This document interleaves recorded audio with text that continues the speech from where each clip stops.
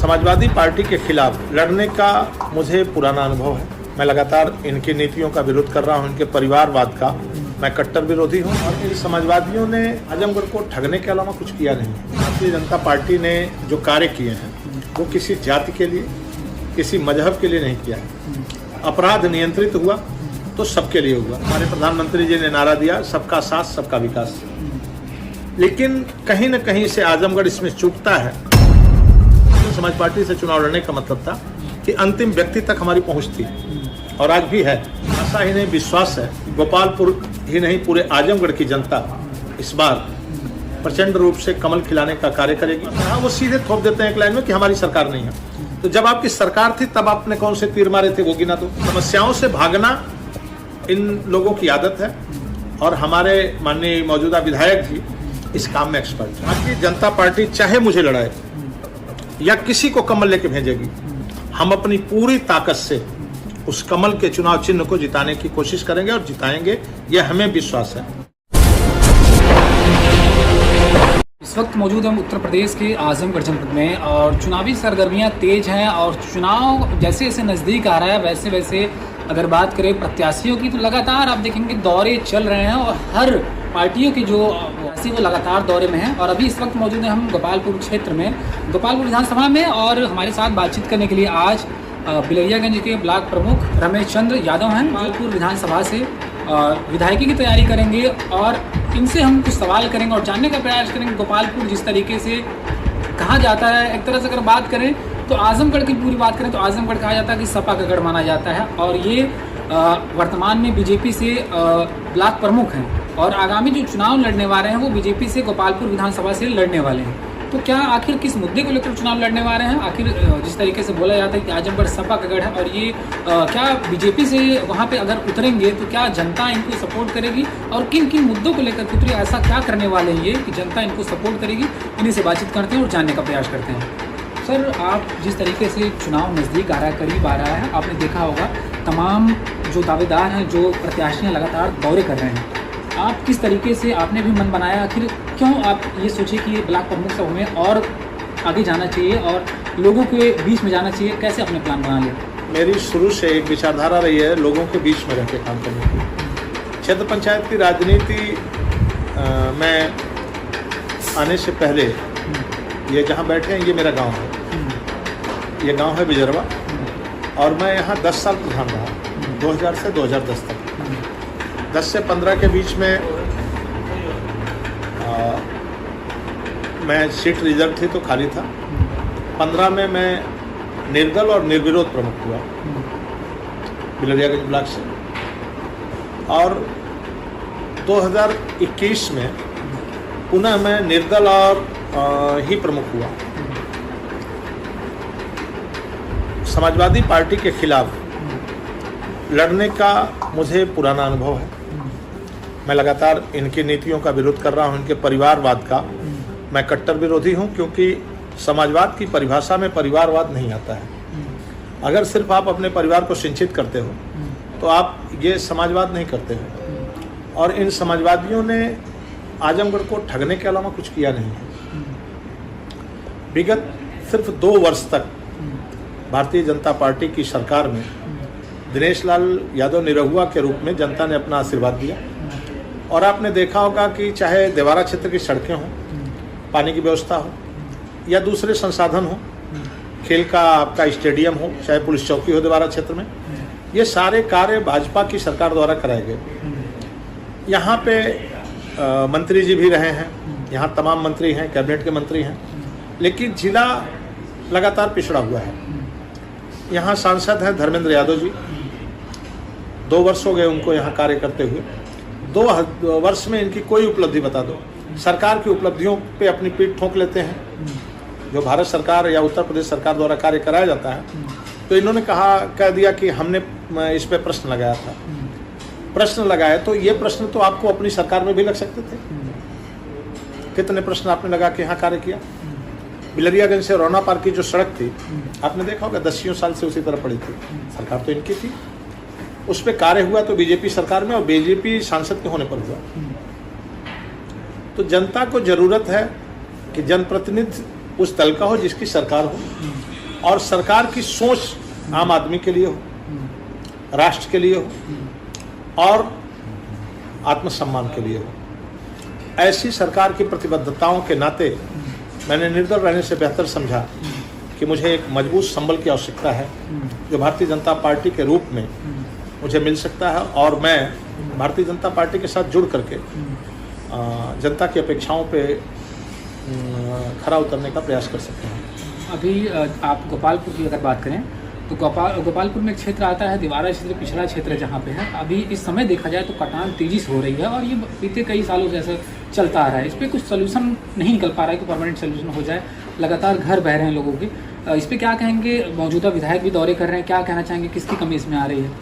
देखिए, सरकार जब हमारी है और जवाबदेही हमारी बनती है, लेकिन इस जवाबदेही में जो हमारा स्थानीय नेतृत्व है जब इस समस्या को वहाँ बता नहीं पाएगा तो देखने के लिए हमारे पास जो रिसोर्सेज हैं वो कैसे हैं, हम कैसे जान पाएंगे कि दिक्कत कहाँ है। ये बताने के लिए जब दिनेश लाल यादव निरहुआ के रूप में यहाँ सांसद थे तो आदरणीय जल शक्ति मंत्री स्वतंत्र देव सिंह जी यहाँ आए थे और उन्होंने निरीक्षण का करके इसकी फुल प्रूफ योजना बनाई थी। सिल्ट की सफाई का मजबूत रास्ते जो आरसीसी के द्वारा बनाए जाएं, क्योंकि छोड़ के वहाँ से आदमी पलायन नहीं कर सकता है। बड़ी खेती है, बड़ी आबादी है जो बंधे के उस पार है। शंकरपुर है, मलापुरवा है, ये तमाम गाँव में चुनाव लड़ा हूँ, एक एक बूथ को जानता हूँ, हथियागढ़ से लगाया इधर के सारे बूथों को मैं जानता हूँ। आप ये नहीं कह सकते कि देवारा क्षेत्र है पड़ता तो उसे मुझे जानकारी नहीं है। मैं विगत 20 सालों से देवारा क्षेत्र में मेरी रिश्तेदारियाँ हैं, मेरे दोस्तों के घर हैं, मेरा आना जाना रहता है, मैं उनकी त्रासदी को अच्छे अनुभव करता हूँ और मुझे उस समस्या के निराकरण के लिए, क्योंकि जो जनप्रतिनिधि चुने जाते रहे वो अधिकतम समाजवादी पार्टी के रहे और समाजवादी पार्टी में एक डिक्टेटरशिप है। किसी नेता की हैसियत उस लीडर से कहने की नहीं है कि हमारी जनता किस तरीके से है।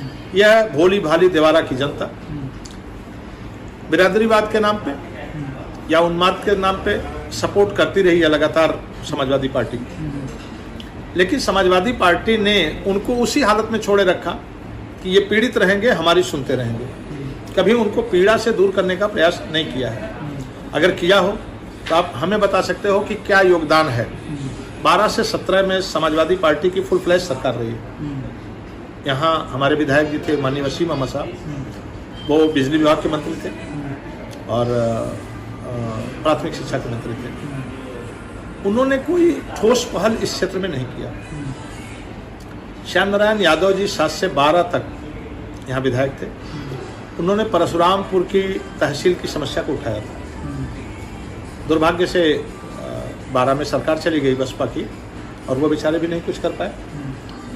तो मैं ये कह सकता हूँ कि जनता के लिए अगर कार्य करना है तो हमारी लोकप्रिय प्रदेश की सरकार और जनप्रिय राष्ट्र की सरकार, ये जब तक उसमें भागीदारी यहाँ के लोगों की नहीं होगी, इस क्षेत्र के पिछड़ेपन को ईमानदारी से दूर कर पाना थोड़ा मुश्किल है। कहते हैं लोग कि जब समस्या गोपालपुर की अगर बात करें तो विधायक जी ये कहते हैं कि हमारी सरकार नहीं है इसलिए कुछ नहीं कर पा रहे हैं। वहीं अगर देखा जाए तो आजमगढ़ के लोगों को ये कहा जाता है कि सपा का गढ़ है। आप कह रहे हैं कि जिस तरीके से अगर सरकार हमारी, अगर हम लोग बीच में रहेंगे तो काम भी आएगा और काम किया भी जाएगा। तो क्या लग रहा है ये आजमगढ़ की जनता क्या सपा का गढ़ जो माना जाता है क्या छोड़ के विकास के नाम पे वोट करेगी या अभी भी जातिवादी की जो समीकरण है ये वही चलता रहेगा?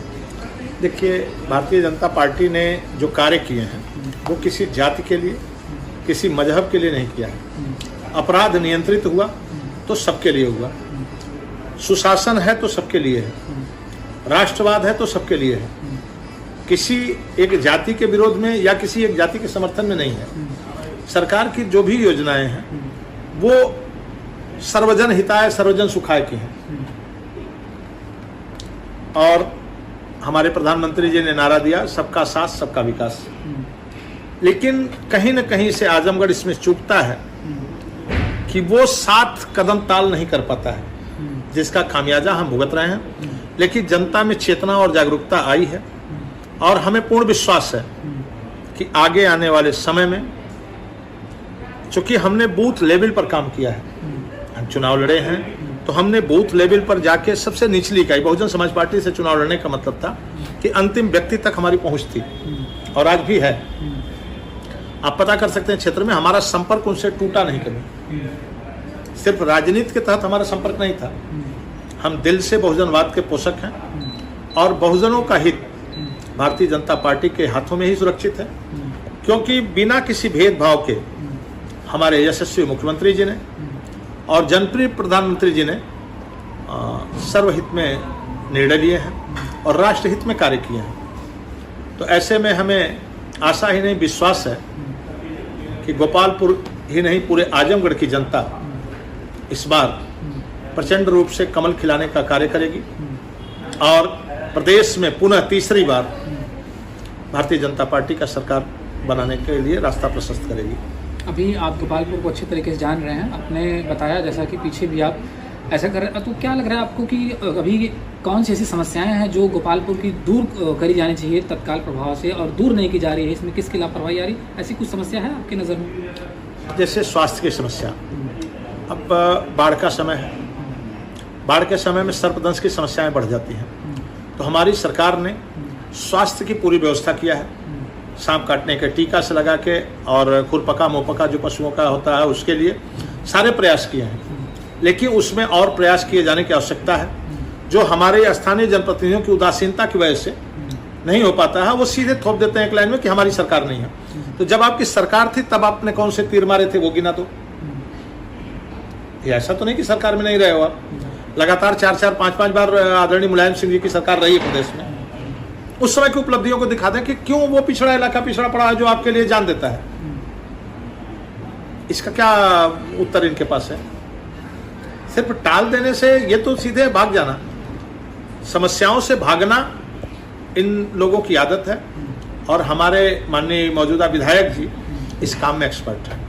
इनका कोई मुकाबला नहीं कर सकता इस मामले में कि अपनी समस्या, अपनी कमियों को दूसरे के माथे पर टेल देना। तो क्या की बार जिस तरीके से आप फिर से उतर रहे हैं मैदान में, और क्या लग रहा है आपकी बार किस तरीके का माहौल है और लोग आपसे क्या अपेक्षा करें और आपने क्या सोच रखा है? देखिए, मैं एक भारतीय जनता पार्टी के सिपाही के रूप में कार्य करने वाला व्यक्ति हूँ।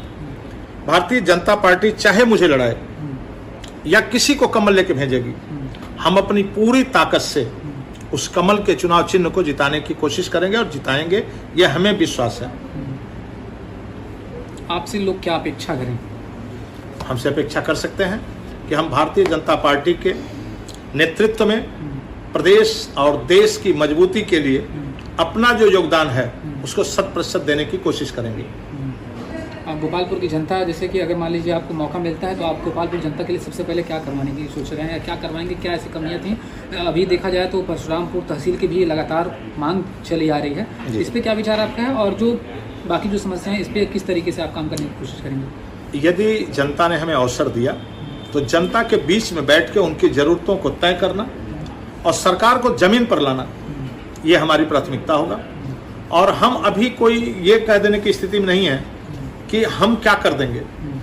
जो जनता की ज़रूरत होगी, जनता की जिस पे ज़रूरत है वो हम पूर्ण करने का 100% प्रयास करेंगे।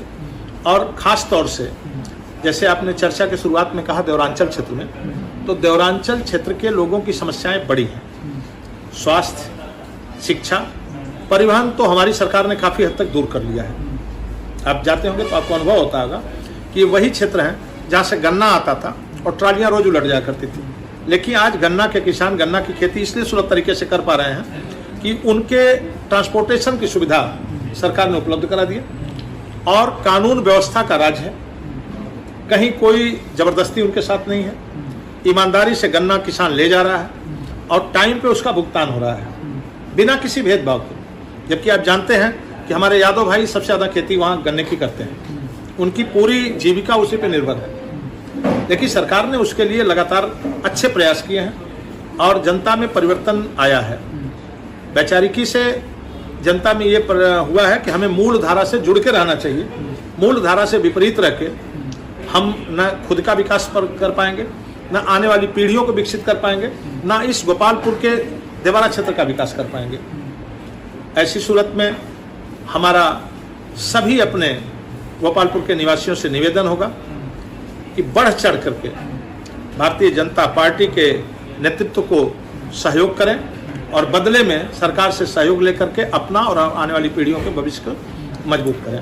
ठीक, बातचीत करने के लिए धन्यवाद। आपने देखा, हमने इनसे बातचीत की और अब की बार देखना ये होगा कि जिस तरीके से गोपालपुर और आजमगढ़ की पूरी बात करें तो माना जाता है सपा का गढ़, लेकिन अब की बार क्या देखना होगा, क्या विकास के नाम पे ये जनता वोट करेगी। आप क्या कहते हैं इस पूरी खबर को देखने के बाद अपनी राय कमेंट बॉक्स में जरूर दीजिएगा।